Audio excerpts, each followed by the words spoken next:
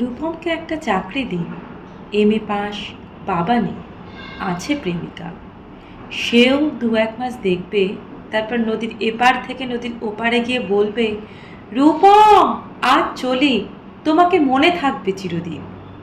রূপমকে একটা চাকরি দিন, যে কোনো কাজ, পিয়নের কাজ হলেও চলবে। তমালবাবু ফোন তুললেন। ফোনের অন্য প্রান্তে যারা কথা বলেন তাদের যেহেতু দেখা যায় না, সুতরাং তারা দুর্গেয়। তমালবাবু মামাকে বললেন, রূপমের একটা চাকরি দরকার। মামা বললেন কাকাকে, কাকা বললেন জ্যাঠাকে, জ্যাঠা বললেন বাতাসকে।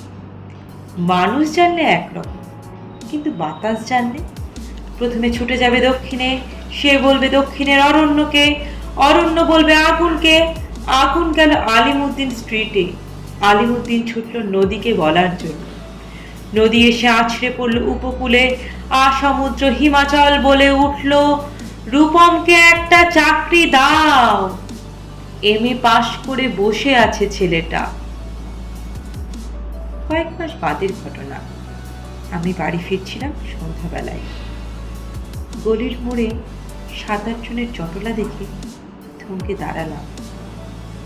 জল থেকে সদ্য তুলে আনা রূপমের ডেড বডি, সারা গায়ে ঘাস, খড়কুটো, হাতের মুঠোয় ধরে থাকা একটা 1 টাকার কয়েন। পাবলিক বুথ থেকে কাউকে ফোন করতে চেয়েছিল রূপম? ভারত সরকারের 1 টাকার কয়েনের দিকে আমার চোখ। সারা গায়ে সবুজ ঘাস, ঘাস নয় অক্ষর। এমএ পাস করতে একটা ছেলেকে যত অক্ষর পড়তে হয়, সেই সমস্ত ব্যর্থ অক্ষর ওর গায়ে লেগে আছে। একটা ছেলেকে আপনারা কেন এমএ পড়ান? কোন আহ্লাদে 8খানা বিশ্ববিদ্যালয় বানিয়েছেন? তুলে দিন। এই কথাগুলো বলবো বলে ফোন তুললাম উপাচার্যের। ফোন বেজে উঠল, ফোন বেজে চলল, ফোন বেজেই চলল। 20 বছর ধরে ওই ফোন বেজেই চলেছে, আরো 20 বছর বাজবে। বাতাস বলছে অরণ্যকে, অরণ্য চলেছে নদীর দিকে, নদী উপকূলে আছড়ে পড়ে বলল, রূপমকে একটা চাকরি দিন। কে রূপম? কে রূপম?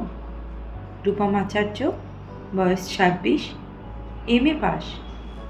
বাঁ দিকের গালে একটা কাটা দাগ আছে।